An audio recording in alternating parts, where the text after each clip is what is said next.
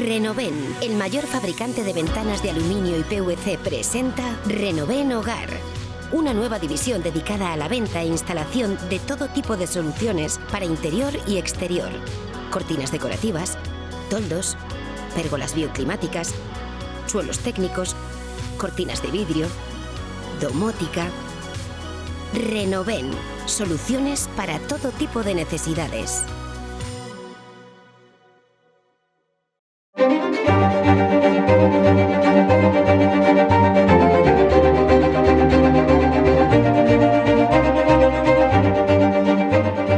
José Andrés Gómez Cantero, director general del CIMA, el Centro de Investigación Médica Aplicada de la Universidad de Navarra. Bienvenido a este programa. Muchísimas gracias por estar aquí, por la invitación vuestra. ¿Llegaremos algún día a encontrar la tecla que nos dé la clave para acabar con las enfermedades que ahora mismo más nos quitan el sueño, que mayor mortalidad desencadenan? Es una buena pregunta.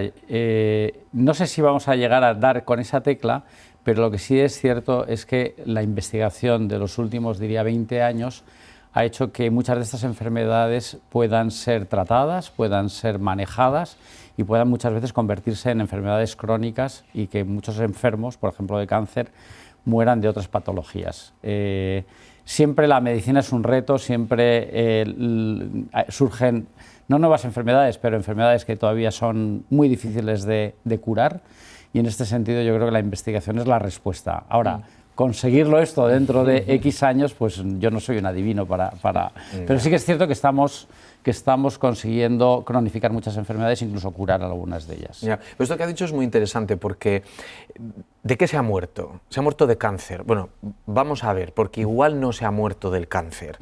Usted acaba de decir, es probable que el cáncer haya provocado también que se haya desencadenado otras patologías.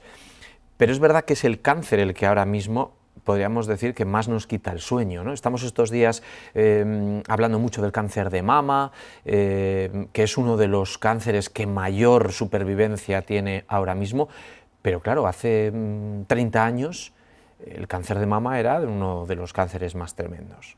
Yo creo que en concreto con el cáncer de mama se ha avanzado mucho gracias a todos los sistemas que hay de prevención del cáncer de mama.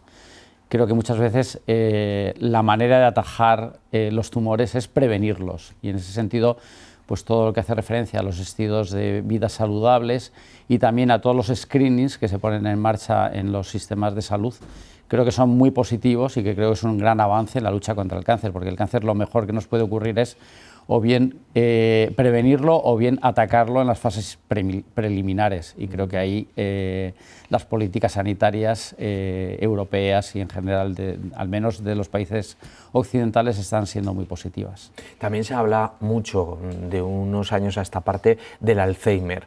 ¿El Alzheimer qué tipo de investigación conlleva? Al final, todas las enfermedades tienen una misma secuencia, las mismas etapas. Vamos, yo diría incluso que cada persona desarrolla las enfermedades o las patologías de manera diferente. Yo creo que uno de los grandes avances que se han producido en estos últimos años es toda la incorporación de la genética y de los estudios genómicos de los pacientes a la hora de abordar los tratamientos. Es lo que se llama la medicina personalizada. Es decir, que muchas veces la manera que tiene un paciente de desarrollar el Alzheimer es diferente al de otro paciente.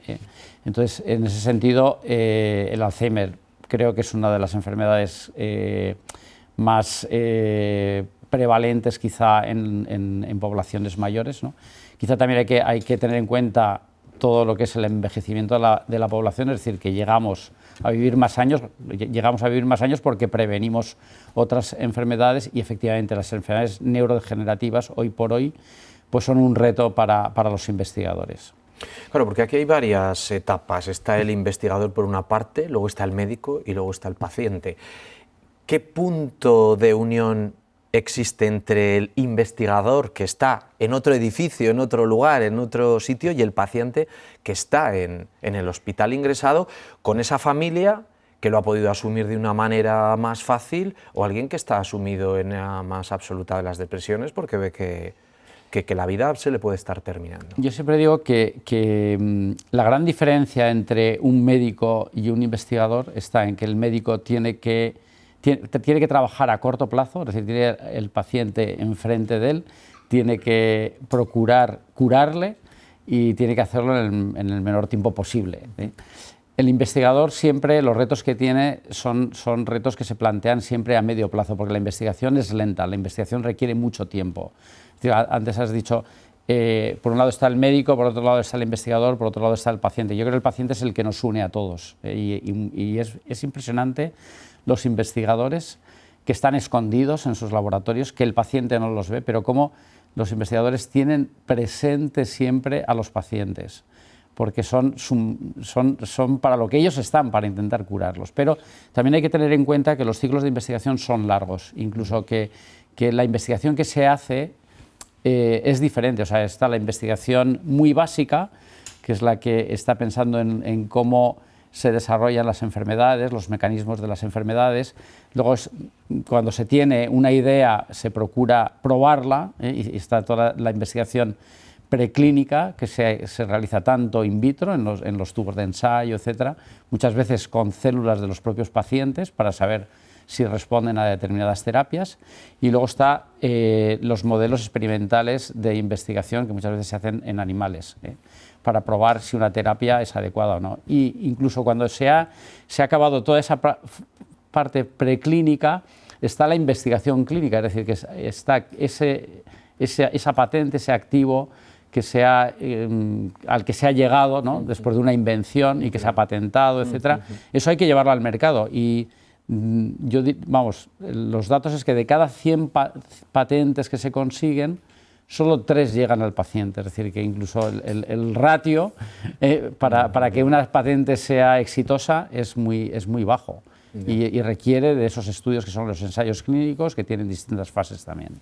Ahora vamos a hablar de las patentes, cómo se lleva una patente al mercado, cuál tiene que ser la estrategia, pero hablamos del cáncer, hablamos del Alzheimer, que hoy por hoy no hay una cura, no hay una vacuna, pero hay otras enfermedades que sí que se han convertido en crónicas. Podríamos hablar del SIDA, por la que murieron miles de personas en nuestro país, pero que ahora no sé si la investigación se ha frenado porque ya la gente no muere de esto, o porque al final el interés también para las empresas, no los investigadores, sino las empresas, oye, no hay mucho dinero, no hay mucha financiación, no tenemos muchos mecenas, hay que ir por aquí. O sea, yo creo que en el SIDA sí que se ha invertido bastante dinero. Creo que se han conseguido unos antivíricos que permiten hacer frente a esta enfermedad. Sí que es cierto que se está buscando la vacuna, que no acaba de llegar, y que bueno, pues efectivamente probablemente haga falta más inversión. Yo tengo un colega que trabaja en Nueva York, que trabaja en una empresa que se dedica precisamente pues a buscar financiación para conseguir vacunas para enfermedades que sobre todo afectan al tercer mundo. Es decir, que sí que creo que hay iniciativas en ese sentido de poder hacer frente a estas enfermedades que son tan devastadoras.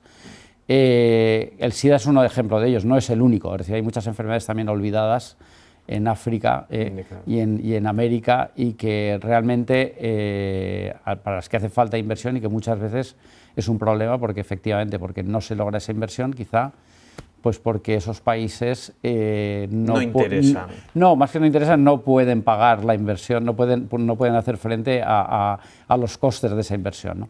Entonces realmente hay una inequidad ahí, es decir, es evidente que hay una inequidad, y que esto pues es algo que nos tenemos que plantear todos. Ya. Y las enfermedades raras, porque las enfermedades raras no son multitudinarias. Las enfermedades raras, las enfermedades raras pasa un poco lo mismo que pasa con las enfermedades de África, ¿no? Es decir, que son enfermedades que afectan a poca población, que requieren una inversión muy potente en investigación, que no siempre es fácil de conseguir esa inversión, y que muchas veces cuando llegan al paciente requieren un gasto tremendo por parte o bien del paciente o bien del financiador del paciente, que puede ser la Seguridad Social o que puede ser una aseguradora. Nosotros hace años ya apostamos por investigar en enfermedades raras, porque nos parece que también es una manera de servir a la sociedad y de procurar que conseguir terapias para algunas de ellas. Ahora mismo, por ejemplo, tenemos dos enfermedades raras que estamos investigando. Una de ellas es el síndrome de Dravet, que afecta a niños fundamentalmente, y que es una enfermedad que produce ataques epilépticos en niños desde muy corta edad y que hace que las familias tengan que estar siempre acompañando a los niños. Es una enfermedad que afecta, cuando tienes un niño con Dravet, te cambia la vida de la familia, y en este sentido estamos haciendo una investigación desde hace unos cuantos años apoyada en terapia génica, es decir, estamos utilizando la terapia génica para tratar de buscar una terapia para esta enfermedad. Son enfermedades, efectivamente, que si esa terapia llega al mercado, pues no van a generar muchos retornos, pero sí que queremos, o sea, nosotros, nuestro claim es investigamos para curar, queremos resolver los problemas de muchos pacientes de nuestro entorno. Y la leucemia infantil, ahora que abrimos el capítulo de los niños, que además la Clínica Universidad de Navarra todos los años ya celebra esa gala benéfica que va a ser ahora próximamente en noviembre. Claro, lo vemos desde fuera, vemos a esos pacientes, profundizamos a veces en sus historias. Todo es doloroso, pero en los niños aún más.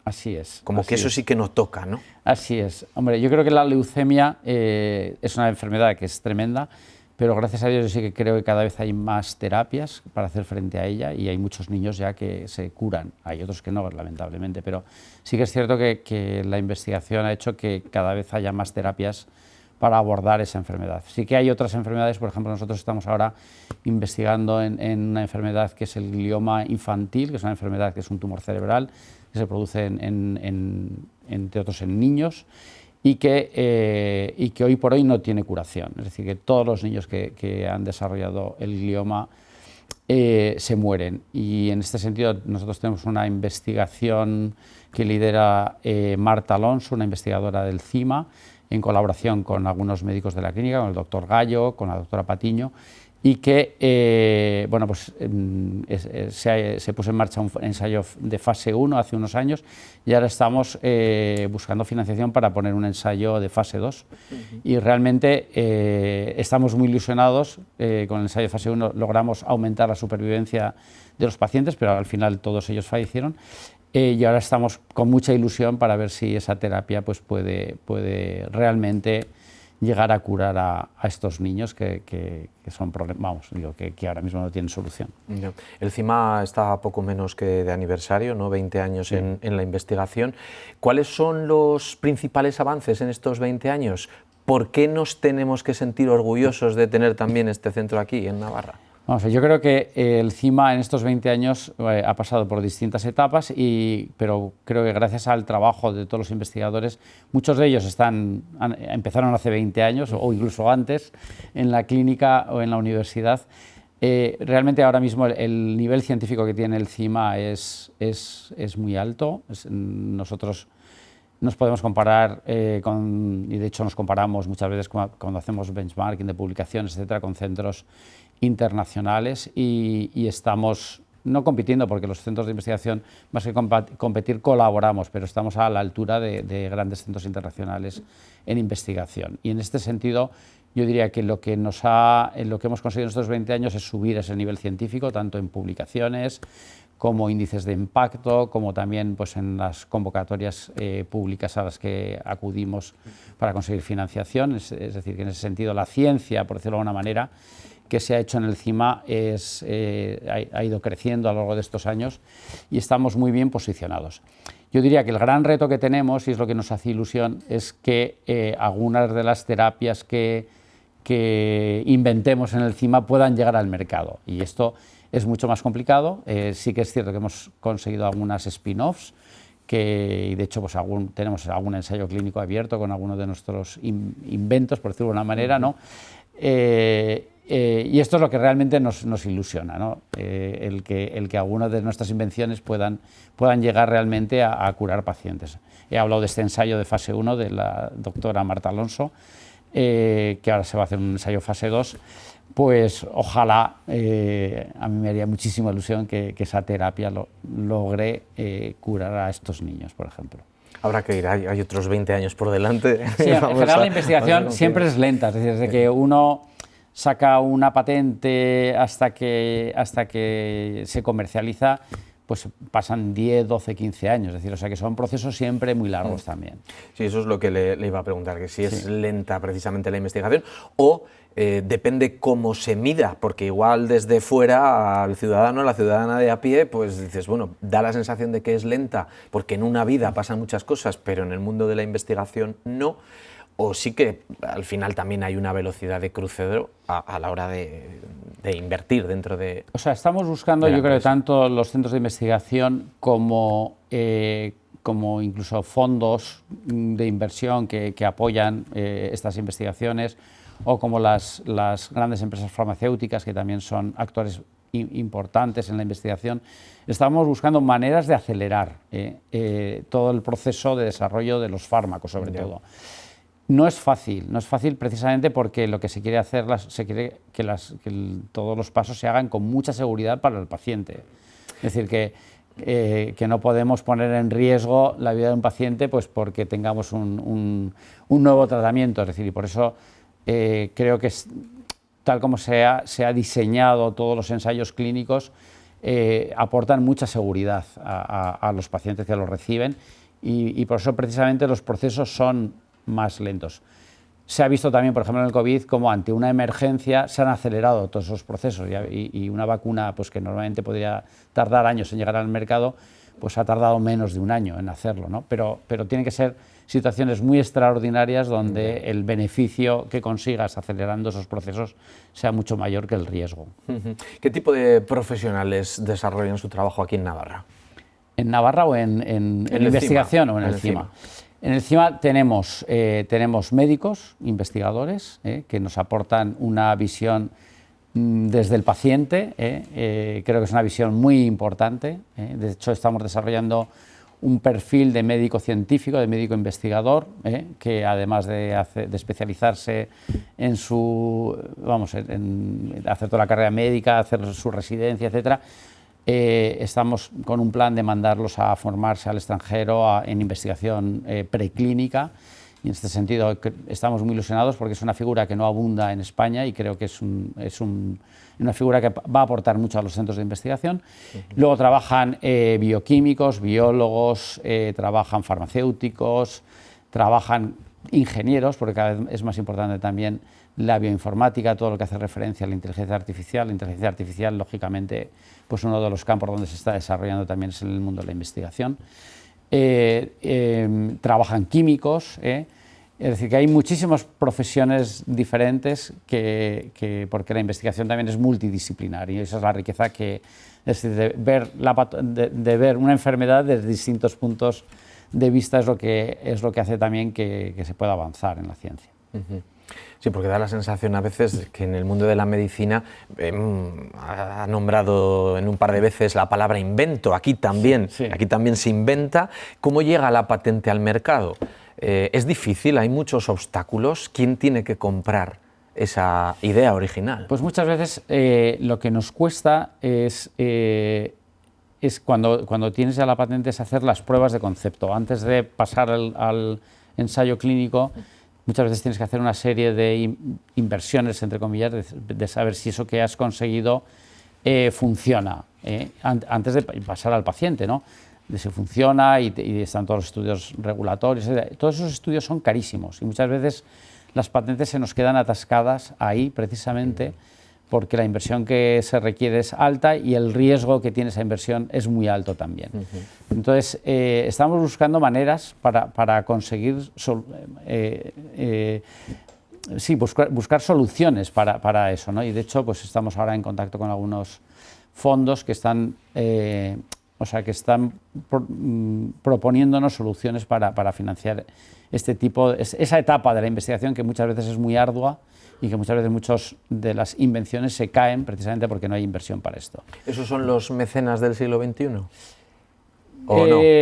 ¿O la idea que tenemos de mecenas anónimo, con un patrimonio a disposición? Nosotros, tenemos bastantes mecenas, efectivamente, que nos ayudan en esa etapa. Es decir, que que muchas veces son o pacientes de la clínica agradecidos, es decir, mira, pues yo creo en mi patología me interesa que estoy pensando en uno, por ejemplo, que él quiere que haya un avance claro en el tratamiento del cáncer, y sobre todo en los tumores que son refractarios, como puede ser el tumor de páncreas o el tumor de ovario, o el tumor de pulmón, es decir, que son tumores para los que en algunos casos todavía no hay curación.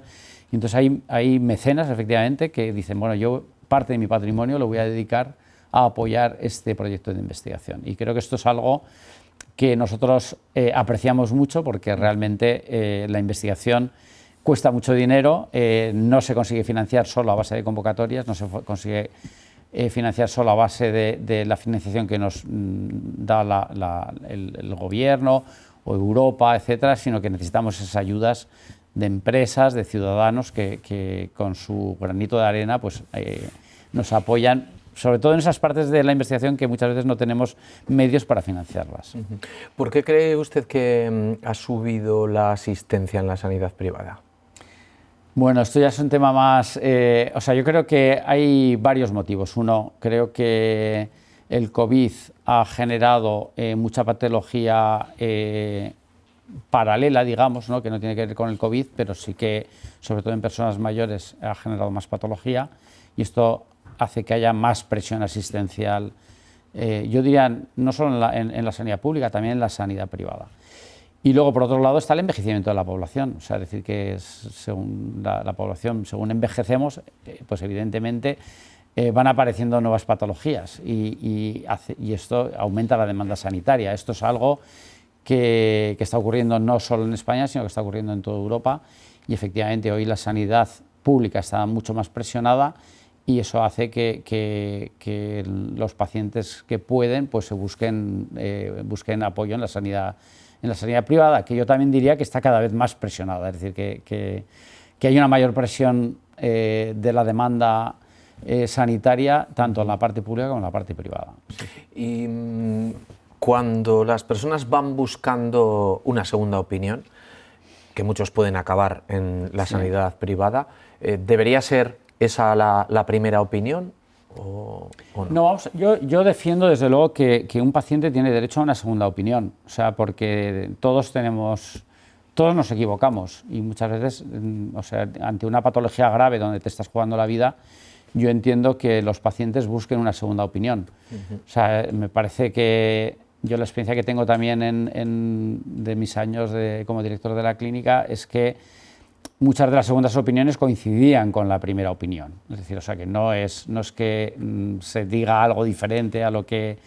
En algunos casos sí, pero normalmente las segundas opiniones muchas veces coinciden con la primera opinión, pero creo que el paciente tiene derecho a quedarse con tranquilidad, es decir, que aquello que le han diagnosticado, una segunda opinión lo corrobora, o que el tratamiento que le han propuesto, pues una segunda opinión lo corrobora, o le plantea también tratamientos más innovadores, ¿no? Yo creo que lo que la clínica ofrece precisamente es, la clínica tiene muchísimos ensayos clínicos abiertos, pues porque tiene acuerdos con distintas empresas farmacéuticas, etcétera, porque hay muchos investigadores muchos clínicos que son investigadores, y en este sentido también algunos pacientes cuando van buscando una segunda opinión también van buscando alternativas, y muchas veces un ensayo clínico puede ser, sobre todo cuando la enfermedad es grave y quizá con las alternativas normales no hay curación, muchas veces un ensayo clínico ofrece una esperanza al paciente.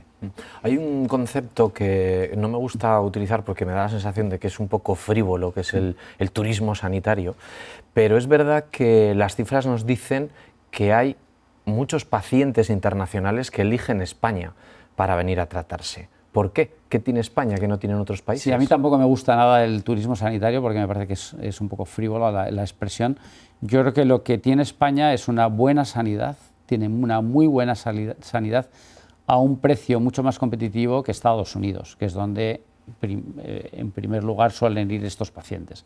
Entonces sí que creo que muchos pacientes de Latinoamérica, pero también de otros países del mundo, ven España como un lugar que les da seguridad en que el diagnóstico que les van a hacer es certero, y donde también saben que tenemos una medicina que no tiene nada que envidiar con la medicina de Estados Unidos o de otros países europeos, y que por otro lado les vamos a tratar humanamente muy bien, porque somos un país que tratamos muy bien a todas las personas que vienen a visitarnos. Entonces, en este sentido, yo creo que somos muy atractivos y creo que esto es algo positivo para nuestro país. José Andrés Gómez Cantero, director general del CIMA, muchísimas gracias por su tiempo. Muchísimas gracias a vosotros. Que vaya muy bien. Un placer. Gracias.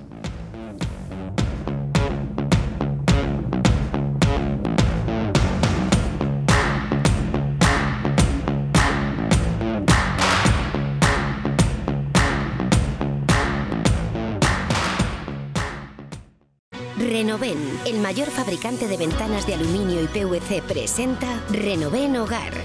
Una nueva división dedicada a la venta e instalación de todo tipo de soluciones para interior y exterior. Cortinas decorativas, toldos, pérgolas bioclimáticas, suelos técnicos, cortinas de vidrio, domótica. Renoven, soluciones para todo tipo de necesidades.